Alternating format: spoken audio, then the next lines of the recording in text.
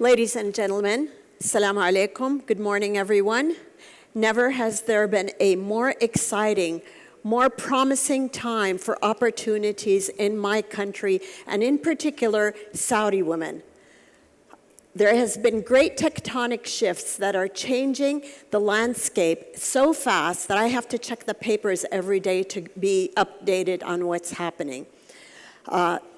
Social transformation is replacing cultural barriers, opportunities replacing impediments. Women today are CEOs and hijab-wearing supermodels.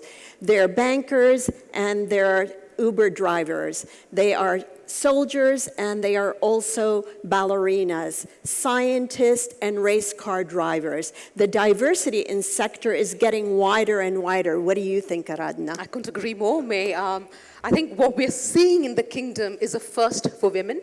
And what we have on stage for you is a first too, for different reasons though. We have two women, a local and a foreigner, and we're here talking about gender equality. And what's more, the topic gets a top slot at a conference. Where is Jonathan? I can't see him. I don't know what he was thinking, because I don't know if I should say thank you, or what were you thinking, Jonathan? Yeah, maybe. But either way, just to set the stage, May and I knew of each other. We got introduced recently, but only met just yesterday. So this is going to be a bit of a social experiment. We have prepared questions for each other, but we haven't shared the questions, so this is not scripted. So we warned that this can go either way, a glorious success or a shambolic disaster. We shall see. May, the room is empty. Shall we just sit down and get comfortable and have a nice chat?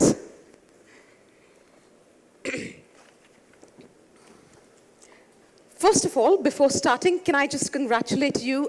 May Mozaini was elected, featured as one of the most inspiring leaders in the Middle East. Congratulations. Thank you. Thank you. Thank you. So tell me, how does a lone senior executive in Aramco end up being a champion for all things gender equality? Well, I have to tell you, it probably started with me as a child, one sister among three brothers. When we were kids, their curfew was 8 p.m. while mine was at 6. And I guess that's where the seed started of why not. And I probably took it into adulthood, even when I was working in Aramco. And we accomplished some good things there. But now that I'm the CEO, it allows me the agility to make fast decisions and put our strategies into implementation quicker. So I have a question for you, Aradhana, and one that I hope you'll be prepared for. Why do you think tourism is a good agent of change, and how did you decide to become an activist for women in tourism? So, tourism is one of those sectors which is completely and totally transversal, right? By which I mean it affects and is affected by pretty much every other sector. Agriculture, construction, manufacturing, transportation. It's kind of at the nexus of political, economic change, so to speak. Right. And travel also builds bridges. It's a medium of peace, because when you move, you are moved. Yeah. And finally, from a numbers perspective, tourism employs a lot more women. So if the wider economy is at 39%, tourism employs 54%. So the ability to impact change, not just gender specific, but also at a much broader level, is a lot more for tourism as an influential sector. Now, I'm not sure if I would call myself an activist for women, but I have to say, if I look back or reflect on my own career, for all the change that we've made in the workplace, in our industry, and the world in general, I think we still have a long way to go till we achieve gender parity. And I have to also be honest that when I started, it felt completely uncomfortable, because, especially as a woman, as a brown woman, and relatively young, it felt completely self-serving to be this champion of all things diversity and inclusion. But then I thought, if not me, then who? Right. Because silence is often a misused privilege. Right. Fantastic. On that note, I want to ask you, as a professional Saudi woman, you are often judging a lot more responsibilities than your other half, better half, not so good half. How do you think, what do you think has been most instrumental for your success?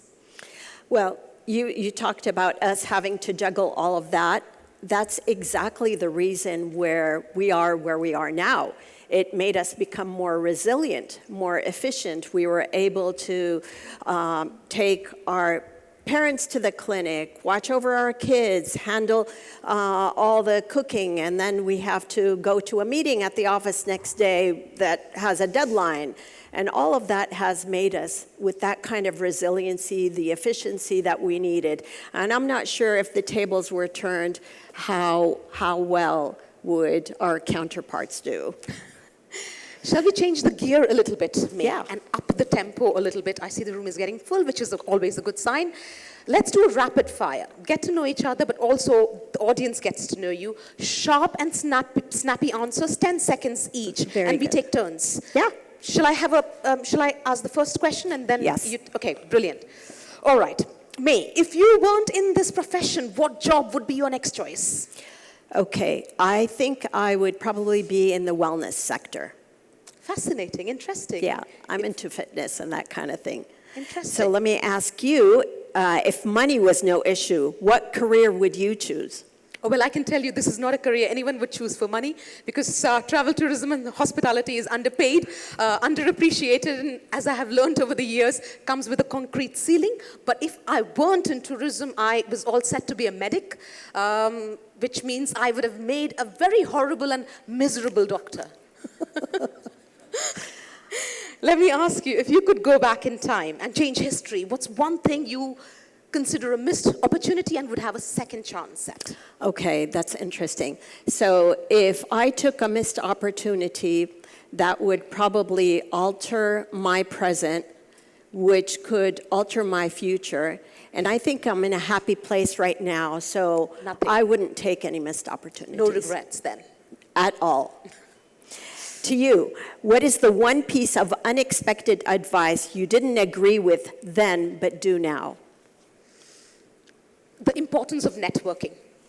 So Yeah. I've always thought historically that it's enough to turn up and do a good job, Right. but it's a lot more than that. Absolutely.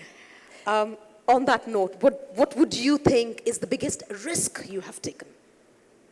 Okay, so I have bootstrapped my company totally, and that was a big risk, but I feel so lucky that I'm already seeing the rewards.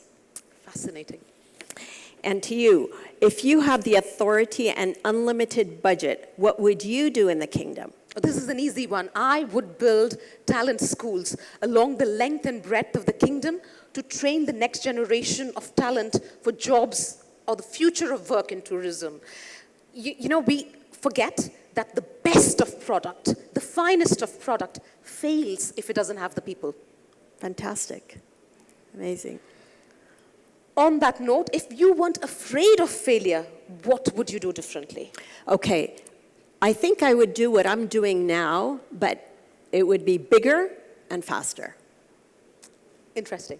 Yeah. Scale it up. Exactly. And should we as women focus on getting a seat at the table or just be grateful to sit at a table? I think women should be paid for getting a seat at the table and paid for sitting at the table, right? And when we do get to the table, I think we need to extend the table and make sure we are those empowered, confident women and secure women who invite other women to join the table as well. Fantastic. Who is your biggest cheerleader, May? Your biggest supporter? Who always has your back? I'd have to say it's my husband, children, and brothers. Interesting. Yeah, they're always my biggest supporter, and they always have my back and my rock. Who is your biggest critic? What was the most recent thing that they said? It's funny you said husbands. I know you have a daughter too, but it was all men. It was interesting. Yes. My critics would be my sons. They're absolutely brutal. And the last thing they said is, my older one, looking at my new DP for WhatsApp, said, I look like a witch. And the younger one, And the younger one decides to soften the blow and say, Mommy, don't worry, he means not like an evil witch. A nice witch. Yes, a nicer witch. So, thank you. Well, boys will be boys, I guess. And it's an interesting one, talking about men and women. Who do you think make better leaders, men or women? Is this a question to the audience? 50. Men. Oh, tell me more. I really meant women. What do you think? I think calm and rational men and confident women. Yes. And ideally, both in tandem at the same time, sharing leadership. That's a good combination. Very true.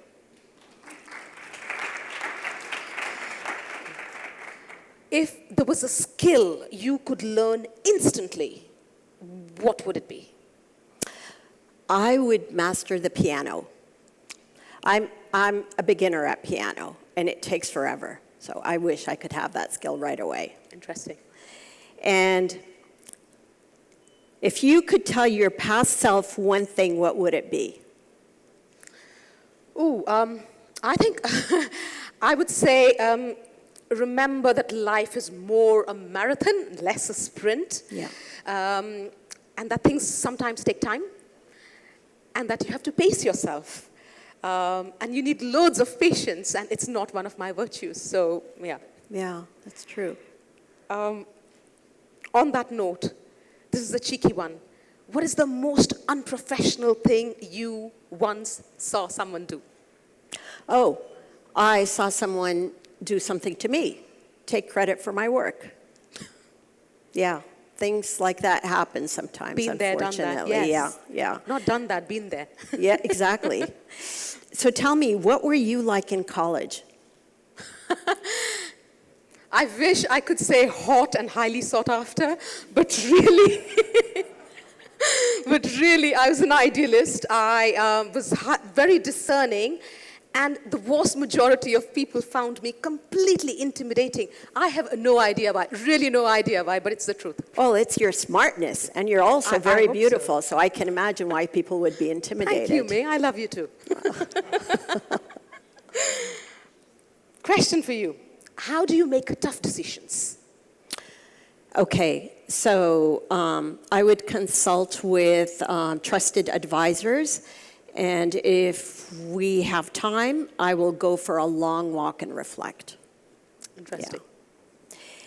And in a perfect world, how should the tourism industry be like? So currently, 80 to 85% of the sector is small, medium, micro enterprises. Right. But they only get 15 to 20% of the benefits. So if it was down to me, I would, well, not flip it over, but I guess make it more equitable and fair. Right, okay. What one invention would make your job easier?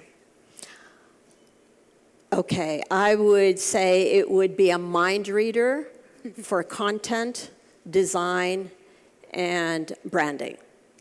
Those are the things that I have to explain my thoughts, but it does. So a mind reader would definitely help my job easier. That's a cool one. Like that, yeah. And what would you rather have? No phone access for a year or no car access? Oh, take the car any day. I hate driving. And if you don't understand, especially in the UK, but that's the thing. I live in London, and which is why I say, if you don't understand why, please come visit me in London, and I will introduce you to a special species called Hampstead mums. And I shouldn't be saying this in public, honestly, but such atrocious driving, it gives me road rage, really, really bad. Let me ask you, what do you misplace or lose the most? My reading glasses. All the time. I'm losing them. My husband got me a dozen of the cheap ones so they could have one in the kitchen, one in the living room, 2 in the car. I'm always losing my glasses. Tell me, what personal quality do you want to improve the most? I may have touched upon it with patience before, but I'm someone who pours myself into what I do. Yeah. So work and relationships, which often means I'm always going at 200 miles and then don't know very well how to slow down. So I guess I would want to learn to unwind better. Yeah. With all the travel, I can imagine. It's fun mostly. Getting away from the boys who call you a witch. Yes, exactly. I have to ask you, obviously, because this is a tourism audience and this is something which always piques my curiosity. If you could go on a holiday tomorrow, what would be your ideal travel destination? If I could go on a holiday, where would you go? I would want to really, and I'm not saying that, I would really want to go and discover my country really well. This is a place that is full of wonders, and I really am excited about all the places that people are talking about. And my son, I have to tell you, my son went to a lot of places. There weren't any hotels, and he camped there, and he loved it. And it's going to change for the better, hopefully. Inshallah, as they say. Inshallah. All right. Should we change the gear again? Yeah. And I need to pick your brains on something, which is what we're seeing now in the kingdom is historic wake-up call. One could also say that it was long overdue in terms of, the change that was much needed. But the pace of change, May, is absolutely unprecedented. And I want to pick on the sentence that you used when you started. How do you keep up with the news? Read the papers or watch the television. Yeah, it's true. I do. I need to check the papers every day to check what's happening every day. It's amazing news, but I have to say, what our country and our leadership is offering us is unprecedented compared to the world. For us, in particular, compared to the world, I know around they have, whenever a legislation happens or a change in policy, it's always grassroots and goes up. For us, legislation happens at the top and trickles down to us for us to choose. Never have we seen something like that. So we feel amazed to see all the changes and the policies and changes that are happening in our country, and I can't be more grateful. I understand, and I agree completely, I think. And so I want to ask you, you've lived in the kingdom, as you mentioned, a foreign woman in Riyadh. What do you tell those who question the pace of progress in our country? Look, I don't mind questions at all, because I think often questions are the first step to solving a problem, right? And I'm not naive. I understand why someone would harbor doubts and also acknowledge that we have a long way to go with a whole lot of initiatives, be it health and education, political empowerment of women in leadership. But as with everything, I think context is extremely important. We forget that Vision 2030 is quite literally 5 years old. It's a baby. Yeah. And in the West, we sit in judgment and forget, rather conveniently again, that as a civilization, it took us 200 years to give women something as basic as the right to vote. So we forget that change is never linear. Sometimes it goes sideways, sometimes it goes backwards, before it goes forwards. What really matters is, are we on track? Is the trajectory right? And I can guarantee you, if you look at the 5 years of reforms that we've seen in the kingdom and compare it with any other country in the world for the same time period, I think the kingdom would beat another country hands down. And to me, that makes a big difference. And at the end of the day, I always give my personal example. This is not hearsay, guys. This is my personal example, right? I'm a woman. I'm Indian origin. I'm a practicing Hindu. I lived in the kingdom. I've been involved with 2 of the 3 giga projects. I have never covered my hair. I've always worn color. I've never felt repressed in any shape or form. I don't know if this is not what change looks like. I don't know what change looks like. I am the poster child for change. Absolutely. Congratulations. I'm really proud of what you're doing. Yes. And for you, as a young woman, I think you would be a great ambassador to tell people about what you see in the kingdom. And I do all and the it time. gives it a whole lot more credibility. And I tell the story passionately to anyone who would listen, and those who wouldn't. And those who wouldn't. Focus on those. Speaking about what you tell people, I'm curious. When you have a society that has historically valued success in terms of growth, revenue, profits, obviously they will ask the question, why worry about something which is an externality, gender diversity, you know, values, social dynamics. Do you consistently find you have to justify what you're doing or why you're deviating from the norm, so to speak? Okay, so that's a quite tough question, but I don't think we're deviating from the norm. What I think is that we are all shifting as a society, and no longer is any country independent. We are all interdependent, and that requires us to all work together. And so the shift is happening globally, but for us in the kingdom, our shift is our youth. Millennials are the largest demographic in our country. They represent 70% of the population. This demographic has come, they're highly educated, they're tech savvy, and they come with changes that happen naturally. And they're the ones who are bringing down the gender barriers themselves. They don't even know that they're doing that, but they're just all connecting together, and that's been really great. For us, when I was in Aramco, our job started at 7 and it finishes at 4. For them, they're probably in a coffee shop working from there till 12 o'clock at midnight and probably coming to work late, but the impact that they are doing is absolutely amazing, and I'm proud of that. And so, question for you, in the Middle East, tourism has not been the first sector of choice for women to join. What about gender equality in tourism? What is the biggest challenge for that? So tourism wasn't even a sector that was considered up until recently, right? Yeah. It was not even a choice. Right. But I think you're right. There is a genuine problem with the aspirational quotient of the sector. But this is not a kingdom problem. This is a global problem. And it just means we need to recruit a much wider talent pool. It means we need to tell, more importantly, I think, wonderful stories to those who want to be doctors, engineers, and lawyers, that a lot or a much more exciting career awaits for them in tourism. And then we need to profile it in their line of vision, so to speak.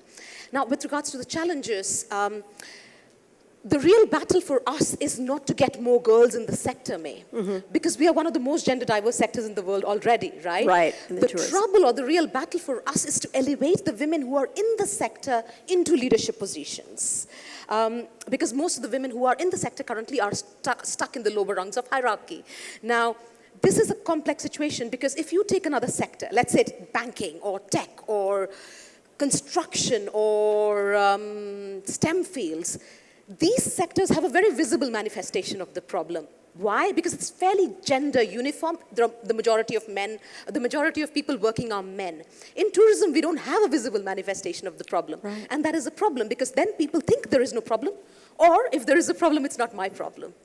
Either way, it's an issue. And we looked at some numbers which actually showed that despite having 50% women in the workforce, it's when it comes to C-suite and chairs of boards, it's less than 5% women who actually break through that glass ceiling. So the biggest Even in challenge, the West. Even in the West. Yeah. Even in the West. It's true, it's not a kingdom problem. But I think the first challenge is to acknowledge that there is a problem. And once you do that, realize that if you're serious about making a difference with regards to gender diversity, it is only going to happen as a result of design. It's not going to happen by default. So you have to act as if your business survival depends on gender diversity. Then the playing field will be level. Now I see that we're running out of time, so we probably have to, what do you want to do? Should I ask you another question or should we do? Up to you. I was hoping to do something fun, which is talking about the pace of change. There are so many things happening in the kingdom. We find it very hard to keep track of all that's happening.